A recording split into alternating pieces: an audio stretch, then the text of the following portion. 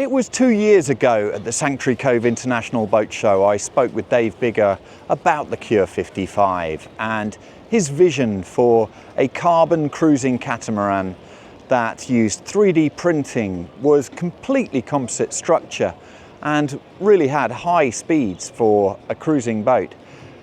And at that point, it was just drawings, renderings, 3D designs. Here I am 2 years later at the Sanctuary Cove Boat Show 2025 on board the Cure 55. And so we took a closer look, spoke with Dave, spoke with Ed Penn of Cure Marine and also the owners. 2 years later, here we are on the Cure 55. It's a big smile, and this must be a huge moment when you know everything that you said you could do, you've shown and done. Yeah, mate, it was 2 years ago. Feels like it's a little while ago now, but we were talking back then, mate, and it was just a big dream that I think we were probably just initiating the tooling on. And 2 years on, mate, we're standing here at the boat show. We launched this boat about 4 months ago, and I've been out getting a bit of sailing on this boat, nowhere near as much as I want, because every time I step off this thing, I don't want to leave it, and I have a great time sailing it. But mate, yeah. Big thing I've noticed, you've got the two owners on board the yacht when you're showing guests around. And the thing I've noticed about them both is they're continually smiling. Is their experiences so far, what's it been like? Mate, look, I think with any building yard, it's a challenge, you know, to maintain expectations versus reality, and anybody in manufacturing knows that, and especially boat building. Specifically over the last few years, it's an absolute challenge to, you know, get these big complex structures with extremely complex systems and get it all bundled up, finished and handed over to an owner in a condition where everyone's happy. And that's never easy, and I'm not sitting here saying it's been the easiest path for us, but I can only commend our team here back in the factory and through the commissioning phase that have just kept up, you know, kept on going, and, you know, got this thing to, you know, the jobs list on these bespoke custom boats down to the last couple.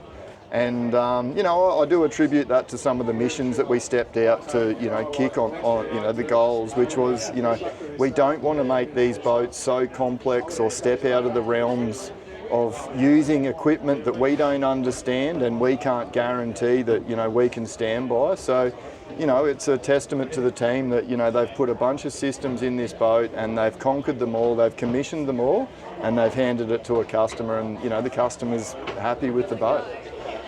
Your manufacturing background, while this is your first yacht, you have a huge amount of experience with the automotive industry, with aeronautic industry, so complex structures are already your thing. But marine must have presented its own challenges. Well, look, marine has, and look, the marine market's where I started when I was 22 years old, started my first boat building business, and, you know, I attribute a bunch of my knowledge and what we're up to in the manufacturing business back to boat building. There's a bunch of core disciplines and things that you do in boat building that, you know, have built out all of our skill sets, and now, you know, we are running other businesses that have allowed us to spend, you know, a bunch more money on the technology that we've allowed ourselves to use to build this boat that we would have never been able to do as just a, you know, a bunch of guys building boats. But, you know, manufacturing's fun. We love it. It's a tough game, but it's also an exciting game in this era. You know, there is so much technology at our fingertips that allows us to go from ideas to get it into CAD, and then use anything from, you know, 3D printers with additive manufacturings in plastics, composites, metals. You know, just there's so much good stuff at our fingertips today to be able to go and use and play with and get stuff like this happening.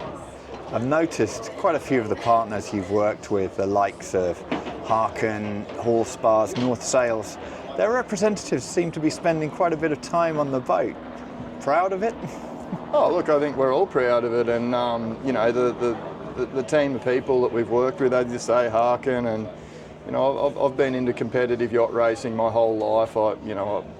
I just love sailing and I love yacht racing, and I've grown up with a bunch of guys in Australia that have all ended up in the yachting industry.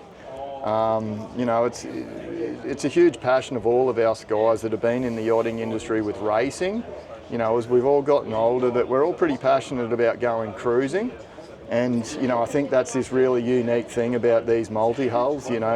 There's an opportunity to go sailing with your family, but at record speeds, with good safety, and it's been fun. I guess the reality for us is it's been fun pulling this project together with a team of companies and people. It's a pretty fun project to bring together. So, although it's been challenging, it's been a hell of a lot of fun.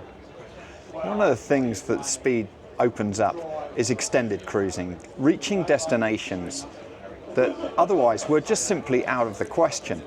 And that is an opportunity that a lot of customers will just look at and go, hang on, we can now get to this island that we've always wanted to, but over a 3-day period, whereas last time we looked at this, that was a week off. And so it must bring opportunity to sailors.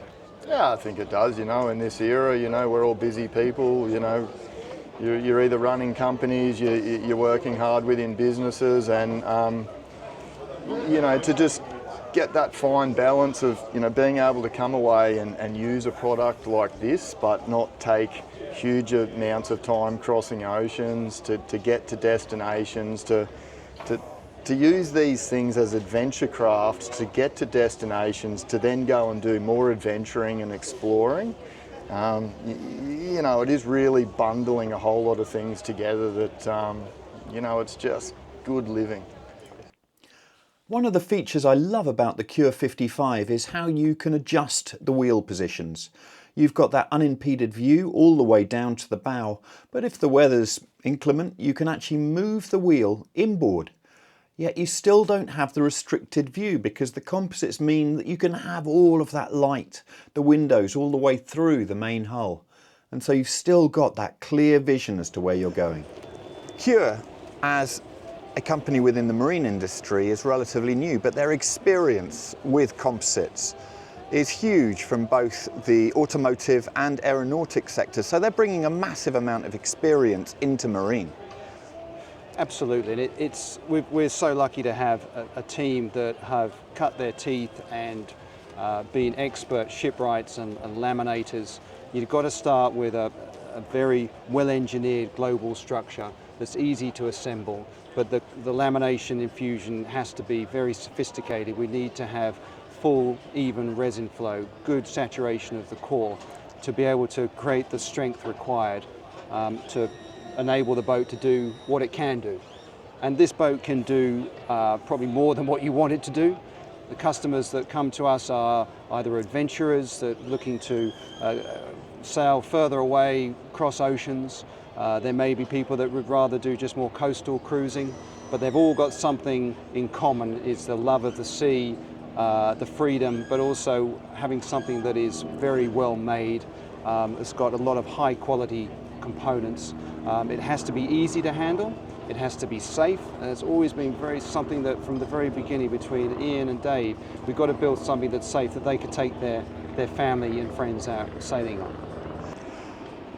This performance that you talked about gives you the extended range, so that when you decide to go away for a weekend or a week, you can get to destinations that were simply unobtainable through a catamaran with less performance. But you have all of the creature comforts. Go downstairs on this yacht. How surprised are people when they look round, when they find just what is available and the quality downstairs? I think there's certainly a big wow factor. I mean, the boat is so well proportioned, going with a massive cockpit, that provides so much space, into a very well appointed saloon and galley area that does provide the comfort. It has the quality. We've got a wide range of fixtures, fittings, different types of fabrics, and we use, from the very beginning when people decide to go with us, we use an interior stylist to really make the interior pop. Who comes up with different fabrics that we don't even supply as standard, to basically allow us to personalize the interior for you. And in many ways, just add value to the whole purchasing experience, so that everybody is on board at the very beginning and gets very much involved in the build. And that's one way to keep everybody happy, is the ownership of, whether it be the fabrics, the galley, the appliances. And we are open to change. We just have to be mindful of the weight. That's all we ask, is just that you start loading a lot of stuff on, we move away from our lightweight position. Earlier on, when I was looking around the boat talking with the owner, he picked up one of the seat cushions and took one of the boards out from underneath. And even that's carbon. And yet this attention to detail on making sure the weight stays down is throughout the boat. Absolutely. I mean, there is very little on this boat that isn't carbon fibre, and for very good reason, to achieve the light weight. But whether it be for the superstructure, whether it be for the cabinetry, the furniture, the long run, the crossbeam, the dagger boards, the rudders, the mast, the sails, it's all coming down to using the carbon fibre to maintain the light weight. But we're also lucky because the furniture and the cabinetry is not load bearing, so it doesn't need to be anything more than lightweight carbon fibre. It's still got the strength and rigidity, but we're not constrained to where we can put it to be load bearing, which gives us another degree of personalisation for the customer, where we can actually draw up different designs for each of the cabins, more down to how they want the furniture and the cabinetry, so they can once again personalise their boat to their needs, based on what they're going to do with the boat. We've talked about the Cure 55 for quite a while, but a lot of that was from drawings, renderings. We have the boat here at the Sanctuary Cove International Boat Show. What has the reaction been when people first step on board? I think when people step on board, is they can't believe that they're on board a 55-foot catamaran. They can't believe that it's so well appointed, yet so clean and simple. Simplistic, should I say. Clean lines, space where you need it. After all, we are dealing with a performing hull, so these are low volume hulls. You're not going to get walk around, queen size berth or king size berths. I mean, it's basically everything has to be fit into those hulls. But we've given people the room where they spend the most time. We've given them the ventilation. We've given them certainly plenty of clear, obstructed visibility when in the saloon. We've given them the cover from the sun and the protection from the rain and the elements by a nice cabin top. We've given them the articulating helm so they can be outboard looking down the side of the vessel, looking at the telltales. They can see the mainsail, see the jib. And we've given them the inboard take on the articulating helm so that they're out of the weather but can still see through all of those big hopper windows, whether they're open or closed. So, Terry and Amy, you are the owners of this beautiful Cure 55, but that's quite a leap because this is number one. Yeah. And to take that leap, to go, okay, we're going to go with a brand new yacht, and besides, this is going to be the yacht that we're going to sail on. Was that decision daunting?